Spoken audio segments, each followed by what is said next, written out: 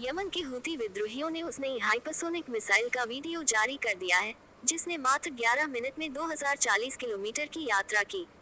इसकी अधिकतम speed 19,756 kilometre प्रति घंटा है, यानी इसे रोक पाना बेहद मुश्किल है। इसलिए इसने सऊदी अरब, अमेरिका के 3 युद्धपोतों और इजराइल के एयर डिफेंस सिस्टम को चकमा दिया। Subscribe to notifications. यमन के हूती विद्रोहियों ने अपनी उस हाइपरसोनिक मिसाइल से पर्दा हटा दिया है, जिससे उसने इजराइल की राजधानी तेल अवीव पर हमला किया था। सतह से सतह पर मार करने वाली इस नई मिसाइल का नाम है पैलेस्टाइन 2। इस मिसाइल की अधिकतम गति 19,756 किलोमीटर प्रति घंटा है। इसकी रेंज 2,150 किलोमीटर बताई जा रही है। ये 2 स्टेज की सॉलिड फ्यूल ईंधन से चलने वाली हाइपरसोनिक मिसाइल है। इसे हाल ही में यमनी सेना में शामिल किया गया है। इसकी गति मैक 16 है, यानी 19,756 किलोमीटर प्रति घंटा। इस गति में चलने वाली मिसाइल को रोक पाना दुनिया की किसी एयर डिफेंस सिस्टम के बस का नहीं है। इसके अलावा यह मिसाइल अत्यधिक मैन्यूवरेबल है, यानी यह बीच रास्ते में दिशा बदल सकती है। मतलब एयर डिफेंस सिस्टम से आने वाली इंटरसेप्टर मिसाइलों को हवा में ही धोखा देकर तेज गति से आगे बढ़ सकती है।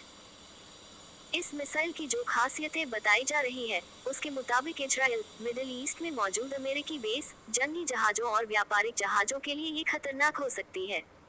हूती विद्रोहियों ने इजराइल पर 15 सितंबर 2024 को हाइपरसोनिक मिसाइलों से हमला किया था। मिसाइलों ने 2040 किलोमीटर की दूरी मात्र 11.5 मिनट में तय पूरी की।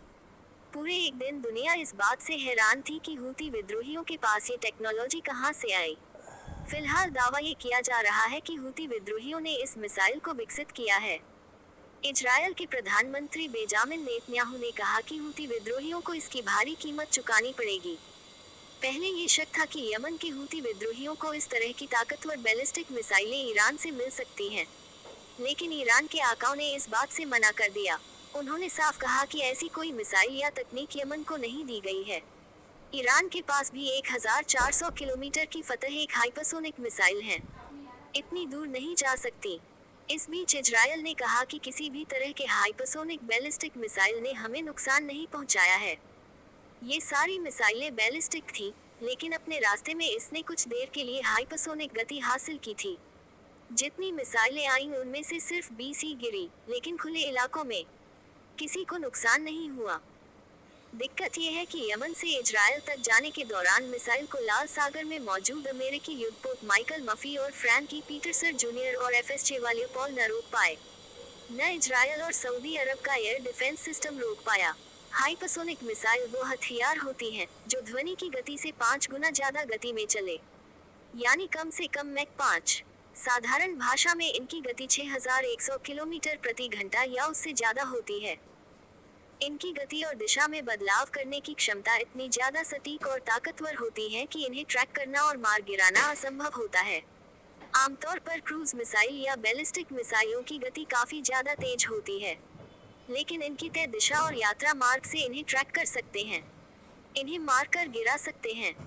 अगर इनकी गति 6,100 किलोमीटर प्रति घंटा कर दी जाए, साथ ही दिशा बदलने लायक यंत्र लगा दे तो ये भी हाइपरसोनिक हो जाएंगी। हाइपरसोनिक हथियार मुख्यतः 2 प्रकार के होते हैं। पहला ग्लाइड व्हीकल्स यानी हवा में तैरने वाले, दूसरा क्रूज मिसाइल। अभी दुनिया का फोकस ग्लाइड व्हीकल्स पर है, जिसके पीछे छोटी मिसाइल लगाई जाती है, फिर उसे मिसाइल लॉन्चर से छोड़ा जाता है। एक निश्चित दूरी तय करने के बाद मिसाइल अलग हो जाती है। उसके बाद ग्लाइड व्हीकल्स आसानी से उड़ते हुए टारगेट पर हमला करता है। इन हथियारों में आमतौर पर स्क्रैमजेट इंजन लगा होता है, जो हवा में मौजूद ऑक्सीजन का उपयोग करके तेजी से उड़ता है।